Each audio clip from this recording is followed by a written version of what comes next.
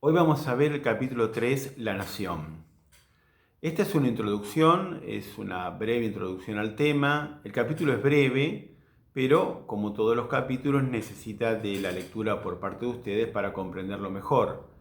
El objetivo que tienen estos videos es facilitar su comprensión, pero no va a reemplazar nunca ni su propia lectura ni las explicaciones que le dan sus profesores.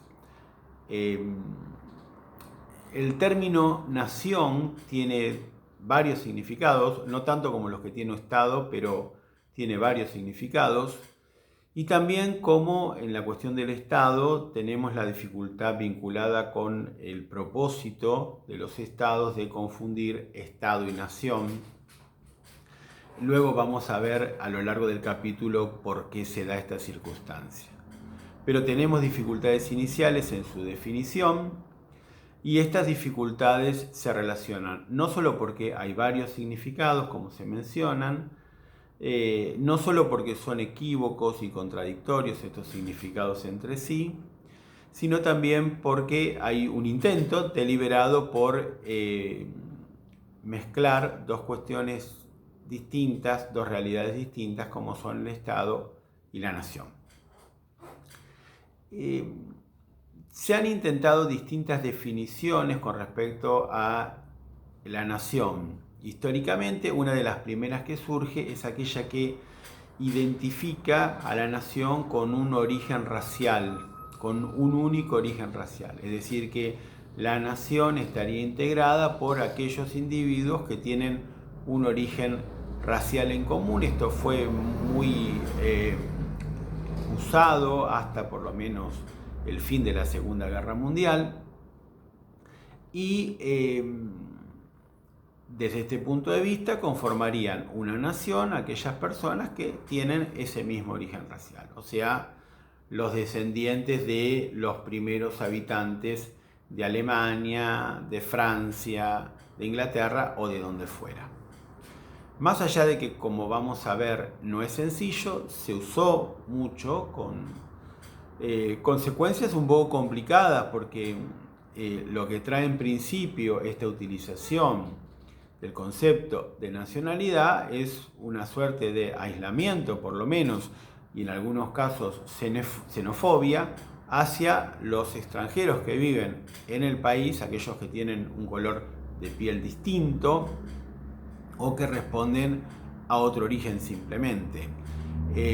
Piensen ustedes en la esclavitud de los negros, ¿sí? Cómo sufrieron durante siglos este fenómeno.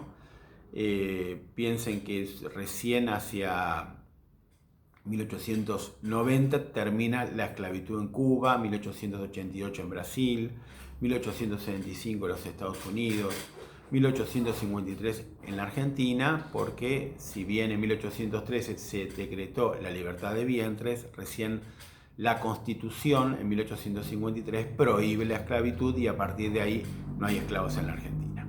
Quiero decir, hubo grupos históricamente segregados y este concepto de unir la nación con la raza o con el origen racial ha sido muy fuerte. Esto fue hasta el final de la Segunda Guerra Mundial, cuando se descubrió todo lo que había pasado, fundado en este concepto, cuando Hitler y el nazismo usó el concepto de raza para construir un régimen genocida y para producir el Holocausto. A partir de ahí se dejó de usar el concepto por varias razones. Por un lado, por esta cuestión ética, y por otro lado, porque desde la antropología se empezó a discutir el concepto de raza. Se lo fue abandonando porque era muy difícil determinar quién pertenece a qué raza, qué es una raza pura, cuándo hay mezcla, qué son los tipos raciales, qué características físicas comunes tienen los miembros de una raza. Todo eso generó dificultades científicas, si se quiere, que acompañaron a las éticas e hizo que abandonemos el concepto de raza. Inclusive si nosotros intentáramos aplicar el concepto de raza a la Argentina, nos daría un resultado descabellado. ¿Quiénes serían argentinos racialmente? ¿Sí? aquellos que descienden de los pueblos originarios, que casi todos fueron masacrados por los blancos españoles y los descendientes de los españoles, son ellos solos. Se puede admitir que los que descendieron de el avance español sobre el territorio y producto del mestizaje se fueron constituyendo, también forman esa nacionalidad. Los inmigrantes que llegaron desde finales del siglo XIX, italianos, españoles, ¿quiénes? Judíos que vienen desde América Central, los que vienen de lo que se llamaba el Imperio Turco, que eran no solo los turcos, sino los sirio-libaneses. ¿Quiénes? ¿Quiénes serían los argentinos? ¿Quiénes? Aquellos que descienden de poblaciones que provienen de países limítrofes. ¿Quiénes son los argentinos? ¿Quiénes somos los argentinos? Desde el punto de vista racial sería un tema imposible de dilucidar y además, en mi criterio, carente de utilidad y sentido ético. Entonces, acá tenemos una vía muerta. Otra vía que es mucho más interesante y que no tiene problema ético es aquel que dice, bueno, una nación está conformada por aquellas personas que tienen costumbres en común, tradiciones, creencias en común, tienen valores en común que pertenecen exclusivamente a ese grupo y que no pertenece a otros grupos. Por eso se habla de, por ejemplo, nación argentina diferenciada de la nación paraguaya, estadounidense o lo que fuera. Entonces, ahí, y otro elemento importante que se dice el idioma en común. Es algo que define a una nación. Ahora, ¿cuál es el idioma de los argentinos? Bueno, los argentinos hablamos español. Podrían decir algunos, sí, pero el español que se habla en Argentina, por eso se define el español que se habla en Argentina como distinto del español que se habla en Colombia, por citar un caso. El problema es que cuando uno se pone a pensar en los giros lingüísticos y en la entonación y en las muletillas y en aquello que compone el vocabulario, pronto llega a la conclusión de que ¿cuál es el español de Argentina? El que hablamos los porteños, que además gritamos cuando hablamos y usamos la ye de lluvia, ¿sí? O el que se habla en el interior del país y se usa la lluvia y es distinto. Y es distinto el que habla el cordobés con su entonación del que habla el jujeño. O sea, digamos, los porteños gritamos, ¿viste? Y el resto usa sus propios giros coloquiales y su propia entonación. Por el idioma no podemos, y si hablamos en general sobre el español se habla en toda Iberoamérica, por citar un caso. Entonces, el idioma no. Costumbre argentina, costumbre que es propia de la Argentina y que nos distingue del resto del mundo. Pensamos y pensamos y pensamos y está difícil, ¿sí? Algunos pueden decir, bueno, el asado es argentino. Si vieron Los Simpsons saben que Homero tiene su barbacoa y que asa la carne y que en todo el mundo se come carne asada. No tenemos prácticamente una costumbre, digamos, es exclusivamente argentina. El mate, por supuesto, que tiene origen paraguayo más que argentino y realmente no podemos decir que es una costumbre argentina.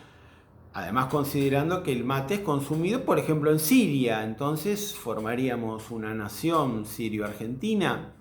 Estamos complicados con las costumbres, estamos complicados con la música, porque decimos, bueno, hay una música que identifica a la Argentina y cuando yo les pregunto a ustedes qué música es la que identifica a la Argentina, van a decirme el tango y el folclore.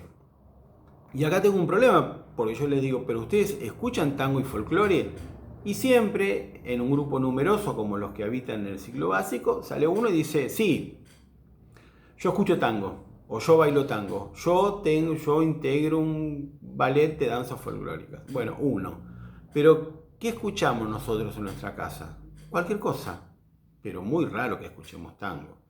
Quizá la gente mayor, y yo soy viejo, pero yo escucho rock en inglés y en español y pop, y ustedes escucharán quizá lo mismo, quién sabe escuchan cumbia, quién sabe escuchan dance, quién sabe escuchan trap.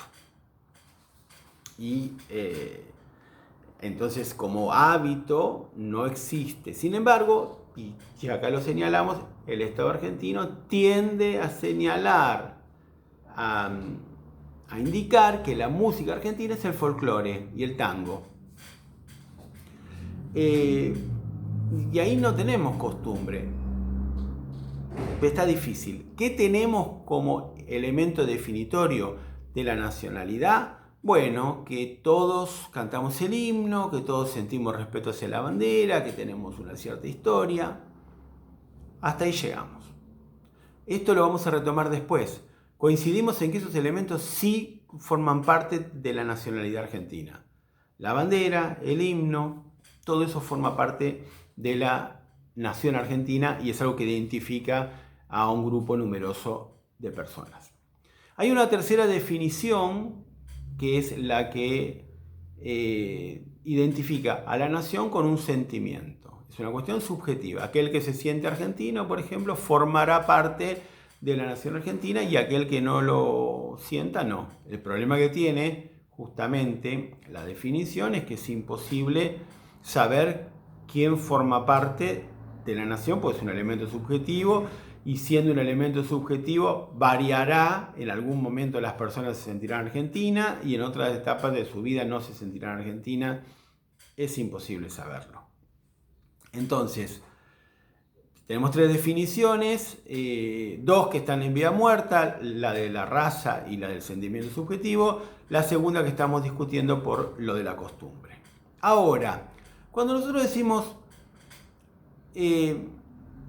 se respeta el himno, se respeta la bandera, se respetan a los héroes, cuando decimos eso y consentimos entre todos en que ese es un elemento identificatorio, lo que tenemos que puntualizar es que esos elementos identificatorios fueron provistos por el Estado. Es decir, a nosotros nos enseñaron a amar la bandera y al himno, y de hecho de algún modo lo hacemos, algunos más y otros menos, ¿sí? Pero si alguien quemara una bandera argentina sería esto un escándalo, y si yo lo hiciera en este video sería esto un escándalo, porque tenemos el sentimiento nacional. Quien se ha preocupado por generar ese sentimiento es el Estado. ¿Por qué? Porque el elemento nacional es muy importante para obtener legitimidad.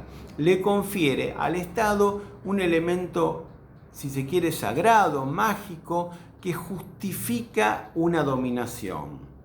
De hecho, se confunden a las personas, a los ciudadanos, diciendo presidente de la nación argentina, y en realidad es el presidente del Estado argentino, o constitución de la nación argentina, y en realidad es la constitución del Estado argentino, porque la nacionalidad, por lo que estuvimos viendo, no tiene nada que ver ni con leyes, ni con normas, ni con reglas, ni con orden, ni con autoridad, ni con quien gobierna. Sin embargo, los gobiernos lo utilizan para generar un sentimiento nacional que les asegure la dominación. Y eso sucede en la escuela. Si ustedes repasan todos los rituales que nosotros vivimos, por ejemplo, en las fiestas escolares, que dice, hace su ingreso a la bandera de ceremonia, nos ponemos de pie, recibimos con un fuerte aplauso y todo lo demás, esos rituales van generando un sentimiento nacional. Entonces, la tesis del capítulo es, la nación como concepto es un concepto inacible, de difícil definición, y podría afirmarse, como algunos estudiosos, que la nación no existe o tiene una existencia dudosa. Pero sí existe, y es muy fuerte y explica mucho de los conflictos que hoy suceden en el mundo, el concepto de nacionalidad y el sentimiento nacional, que es algo que verdaderamente existe. Se está terminando el tiempo y como la Cenicienta finaliza el video. Gracias.